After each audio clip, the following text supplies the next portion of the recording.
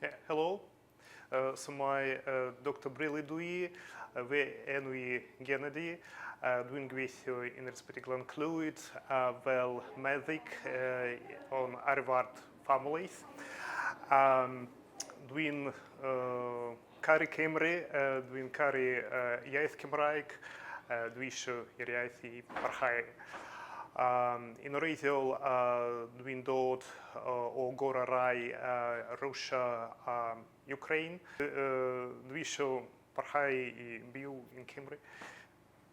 Dwi wedi bod yn dysgu ers dwi'n cyrraedd am 4 flwyddyn. Dwi'n meddwl mae'r iaith I Cymru I roi fi cyfle I ddeall I pobl yn well, I helpu nhw yn well ac yn gweithio iddyn nhw yn well. Diolch yn fawr iawn.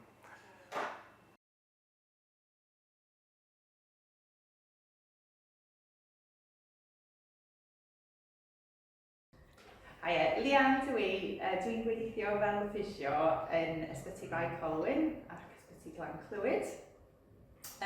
Dwi'n byw yn Prestatyn efo fy mab a fy ci bach. Dwi wedi bod yn dysgu Cymraeg drwy Nghategori. Nes I lefel sylfaen a Canolradd. Mae'n profiad yn anhygoel. A ar hyn o bryd dwi'n defnyddio apps I helpu fi dysgu fel Duolingo, Word o Gymraeg a quiz bob dydd. Dwi'n hoffi gwrando I cerddoriaeth I helpu fi dysgu hefyd a mynd I gigiau Cymraeg. Dwi'n hoffi gwrando I cerddoriaeth newydd. Dwi'n cymryd rhan o'r sgîm ffrindiaeth drwy'r gwaith. Mae sgîm yn pario siaradwyr Cymraeg efo dysgwyr Cymraeg a dwi'n cwrdd efo fy mentor bob pythefnos am jyst hanner awr I trafod popeth, gwaith, teulu, garddio, popeth. Dwi'n trio defnyddio Gymraeg yn y gwaith I helpu pobl yn teimlo fwy cyfforddus achos mae'n gallu bod yn lle pryderus yn yr ysbyty, so mae'n helpu jyst teimlo pobl yn ymlacio.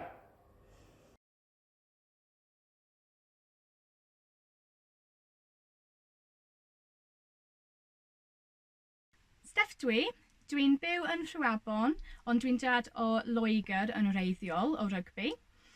Dwi'n dysgu Cymraeg yn Ngholeg Cambria yn Wrexham. Yn fy amser spa, dwi'n gwneud Duolingo a Say Something in Welsh. Dwi'n gwrando ar Radio Cymru a dwi'n gwylio S4C hefyd. Dwi'n mynd I cinio clebran pan dwi'n gallu. Dwi'n hoffi canu. Dwi wedi ymuno â chôr Cymraeg. Yn aml, does gen I ddim syniad be dwi'n canu, ond mae'r côr yn helpu dysgu geirfa newydd, achos pan dwi'n glywed y gair yn dosbarth, dwi'n meddwl, dwi'n gwybod y gair na. Dwi wedi cystadlu yn yr Eisteddfod leol ac yn Eisteddfod genedlaethol sawl gwaith. Ro'n i'n lwcus I fynd I Nantgwythern ym mis Hydref. Cyn I mi fynd, ro'n i'n bryderus iawn, ond ar ddiwedd yr wythnos, ro'n i'n meddwl yn Gymraeg. Roedd yn wych a dwi'n mor falch. Dwi'n gweithio fel awdriolegydd yn yr ysbyty Meilwr. Dwi'n helpu pobl efo eiclustiau. Dwi'n siarad Cymraeg efo fy cydweithwyr a efo cleifion. Dwi eisiau dysgu Cymraeg achos dwi'n meddwl bod hi'n bwysig I ddefnyddio yr Gymraeg iaith pobl cyntaf.